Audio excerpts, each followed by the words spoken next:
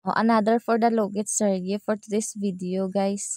For the record na nga daan, guys, ha, V-shape na nga daan ang kuko ni client, and then first time client tani siya, guys. Wala ko na nigin katingan ang iya nga mga gilid ka gilid nga kuko, guys, kay as you can see overcut manggid siya, guys. Kay may nag-comment na naman tong naligad nga overcut kuno kita. Guys, first time client ta pa ni si client, guys, ha. Tapos tig-apagid kaayo ang mga ingro ni client, guys, for the force pakita sina char. Kung tanawon mo sa umpisa, guys, wala tana ingron ang nails ni client.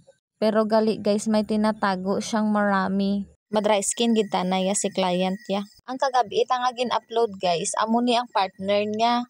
Sa left tong kagabi subong, ang sa right niya naman. Syempre, guys, for the content kay content creator ang inyo nga logetera. Syempre hindi ta pagtingobon kay para hindi kita maubusan sang i-upload ta kay busing ta, di ba, guys? Okay, bye.